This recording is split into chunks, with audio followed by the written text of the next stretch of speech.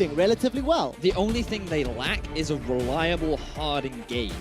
While this game, the big thing that you need to bear in mind is, number one, you have to keep Faxi down. You have to try and put a lot of pressure on him. First time in 2017 playing that champion.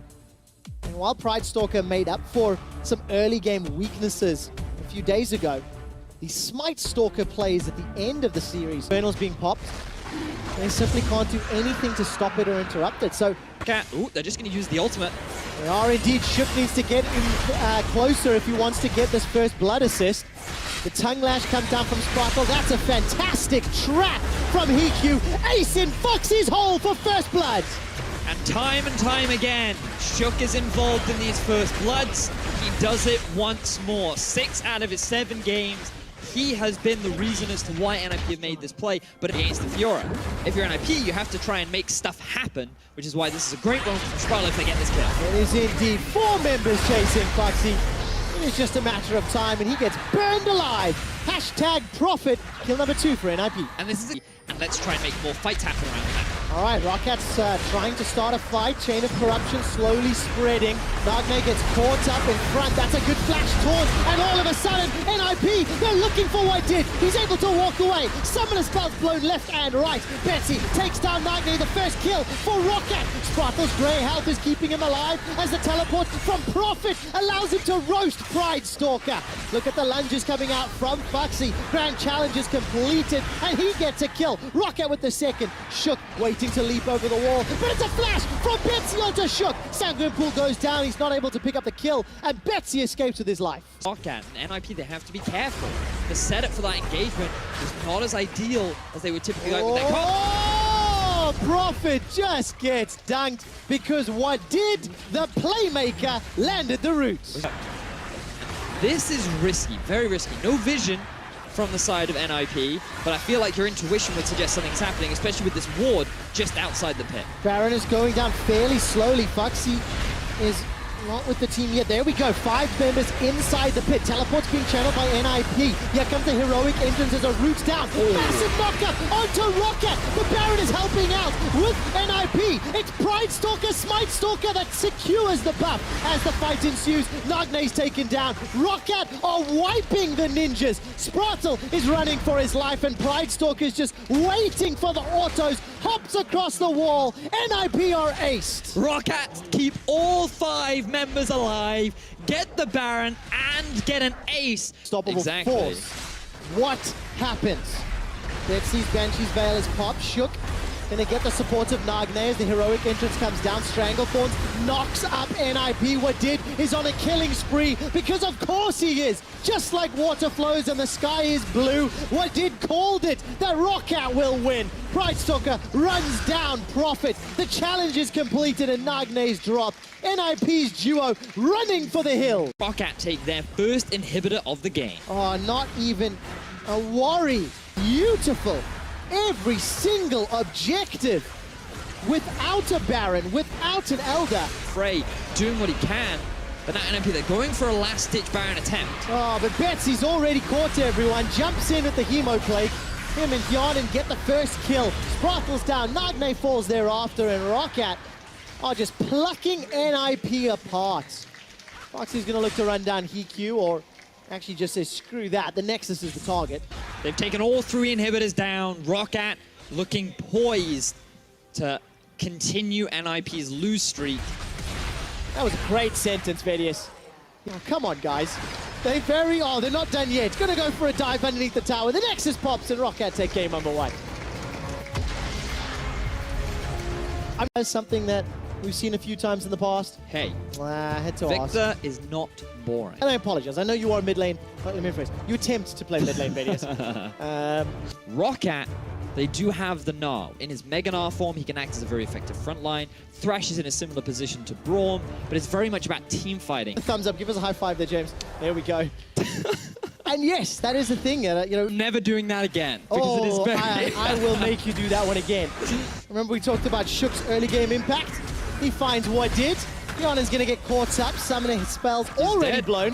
What did's going to get chased under the tower. And that's bloody brilliant, that is. That is absolutely fantastic for the bottom lane of NIP, as we now see Brightstalker coming to the top lane. Well, this time round, Shook not involved in first blood for his team. Wasn't necessary. Brightstalker should be able to run down Prophet. Flash away from Prophet, leaped forward by Brightstalker, and that's one of the earliest kills that Brightstalker has picked up, pinging each other out. But Nagne continues to be the focus. No flash, remember. Shockwave catches him. Brightstalker makes it look easy. Welcome to the early game. 2-0 from Smite Snorker and MIP. They're not done yet, grouping up top. Really good gank in the middle lane, but let's see if NIP can make something happen in the top. Chain of Corruption needs to connect. Flash, and it does! Foxy gets rooted, gets burned down, gets knocked up, and Shook sends him to the fountain. A lot of flashes were used and a lot of ultimates, but NIP get themselves the kill. However, Rocket are here to answer. NIP Oh, they don't know. don't have the support. They've got to read this. Like, it has to feel wrong. Well, Shook ends up hitting into the Chain of Corruption. We doubted that for a moment, but that made it work. Going in. And so you end up with this mishmash as Nagne. Gets the heal and the flash to safety. Brightstalker looks for the isolated damage. Tastes Nagne's fear. Equalizer not the greatest direction as Prophet is looking for a reply. 1 for 1, and the tower goes down in the exchange. First blood to NIP on that one. Prophet finally killed at the back end. Kills are even, NIP get the tower. Now, but it backtracks what we saw in game 1. Even though they lose the mid towers, we go for fighting mid. They do indeed. Everything combos.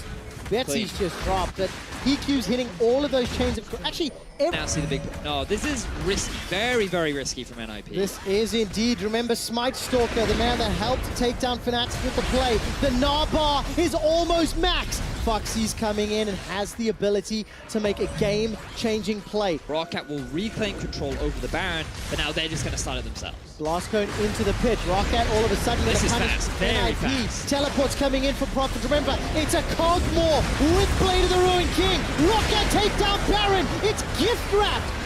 NIP were simply not there, and Rocket punished them. Ability to set up the map. Now let's see what Foxy can do.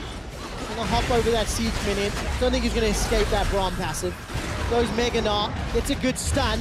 Boulder toss as well, a lot of damage coming out, but not quite so as level plays. Nagne as well. He's gonna get shut down, so it ends up being a 1-for-1 trade.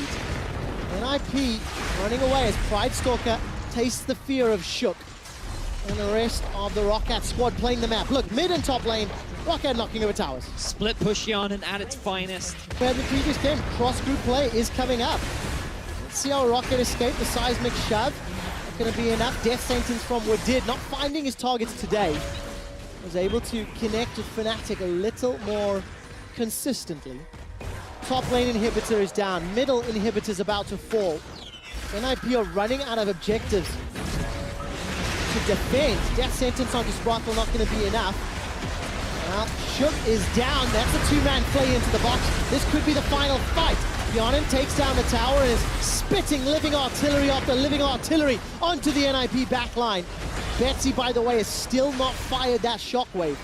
All three inhibitors are down, and let me rephrase this. That's potentially a more difficult opponent. Yeah. And for Rocket, man, imagine if they take down Splice as well. How interesting that could be. Sprockle just gets shot to pieces. Well, for this one, especially if you're a Rocket fan, Brightstalker's looking for one last engage. He's trying to solo out Nagne on the side. Betsy's going to get the final hit. Shook is stuck in between Rocket. Nexus turrets are falling. Equalizer finally gets fired, and Prophet is just doing what little he can. It's a triple kill for Betsy, looking for the quadra kill. He needs one more kill. Rocket are going to try, and it's stolen. Scumbag Yanin denies the penta as Rocket kill the ninjas. One auto was all he needed, and it was Yanin that landed it. Shame on you, Yanin. Shame on you. Oh, great performance from Rocket. And I'm looking at the NIP faces right now. That is a difficult pill to swallow. Especially considering the performance that they had against Fnatic and Misfits. NIP still yet to win a game. 0-8 is their current record. And the team It's difficult to say, like, what do they improve? Because from week to week, we're still seeing similar issues where they're just straight up being outperformed. Trying to think back to yesterday or day before yesterday's games, I think Ignar stole a penta from Power of Evil's Orianna. Today, Hyanin stole a penta from Betsy's Orianna. And it was only G2 that could give their AD carry the penta.